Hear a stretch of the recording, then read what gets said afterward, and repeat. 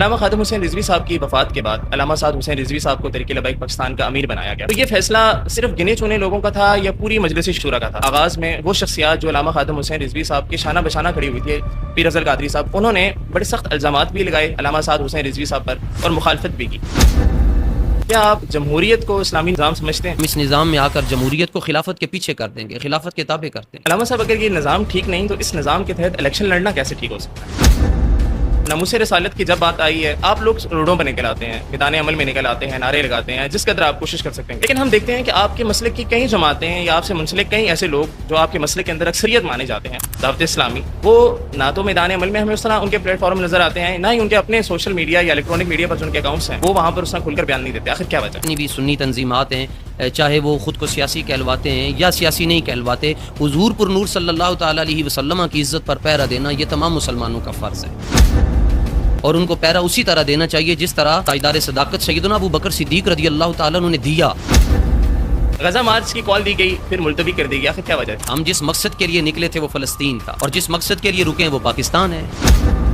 فوج کی سیاست کے اندر مداخلت کے حوالے سے آپ کیا رائے رکھتے ہیں؟ میری رائے کوئی معنی نہیں رکھتی، وہ خود کہتے ہیں کہ ہم غیر سیاسی ہیں. اگر وہ غیر سیاسی ہیں تو آپ کے دھرنے میں ایک غیر سیاسی آدمی کا آپ کا اور ایک سیاسی جماعت کے درمیان معاہدہ کروانے کا کیا سبب تھا؟ عمران خان صاحب کے دور میں تحریک لبیک پاکستان کے ساتھ جو کچھ ہوا وہ کسی سے ڈکا چھپا نہیں ہے. آج جو کچھ ان کے ساتھ ہو رہا ہے آپ بھی ان کو اس کو مکافات عمل سمجھتے ہیں؟ مکافات عمل سے بھی اگلا کوئی لفظ ہوتا ہے تو وہ بھی کہنا چاہیے. مکافات عمل تو چھوٹا ہے. مفتی صاحب، آپ کے ساتھ جو کچھ ہوا وہ کس کا مکافات عمل تھا؟ ہم نے ایک بیان آپ کا سنا جس میں آپ فرما رہے تھے کہ کالا جوتا پہننا جو ہے وہ جائز نہیں، حالانکہ حدیث مبارکہ ہے کہ حضور نبی کریم علیہ الصلوۃ والسلام نے تو کالا موزہ پہنا.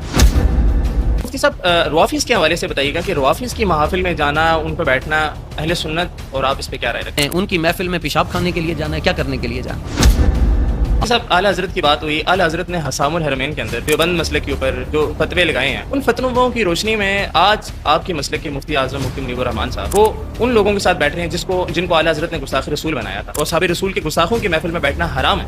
تو وہ لوگ جن پہ اعلیٰ حضرت نے کفر اور گستاخی کا فتویٰ لگایا، ان کی محافل میں جانا اور آپ کے مفتی صاحب کی طرف سے باقاعدہ ان کے حق میں دعائیں کرنا. امت کے اندر افتراق ہی تب ہوتا ہے کہ جب طاہر زمان صاحب کے عمل کا سوال ان سے پوچھا جائے، ان کے عمل کا سوال مجھ سے پوچھا جائے، اس سے امت کے اندر افتراق آتا ہے.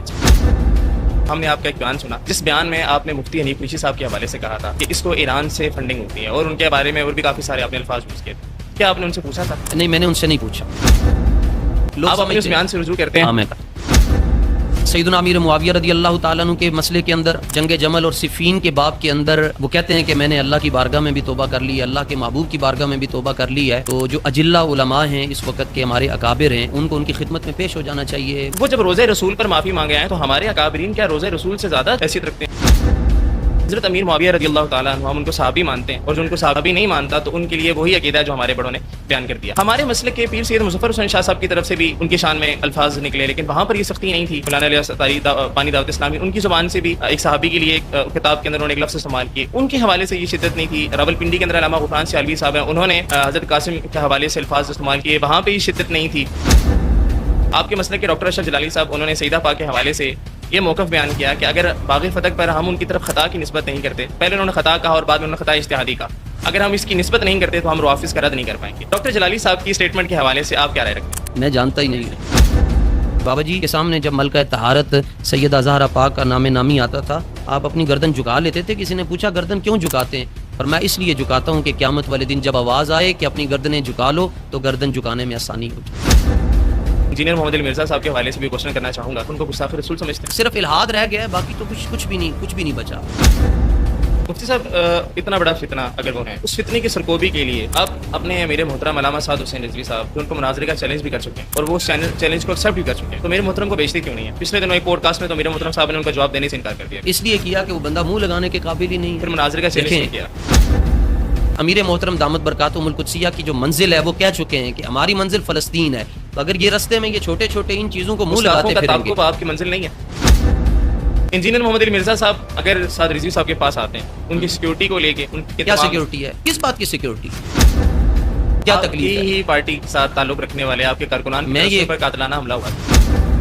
آپ یہ کہنا چاہ رہے ہیں کہ انجینئر صاحب کے رد کرنے کے لیے مناظرہ ضروری نہیں ہے؟ کوئی اپنا وہ کام کرے، وہ بختم کے آگے گفتم کیا بکواس کر رہا ہے. صاحب اتنا عرصہ انجینئر صاحب یہی کہتے رہے ہیں کہ مناظرے حل نہیں ہیں. ہمارے علماء کرام ہی ان کو مناظروں کی پیشکش کرتے رہے. تو اب جب وہ مناظرے کے لیے تیار ہیں تو ہم اپنے نمائندے نہیں، وہ مناظرے کے لیے ابھی بھی نہیں تیار، وہ نہیں کر سکتے. فی الوقت تو آپ کی طرف سے انکار کیا جا رہا ہے.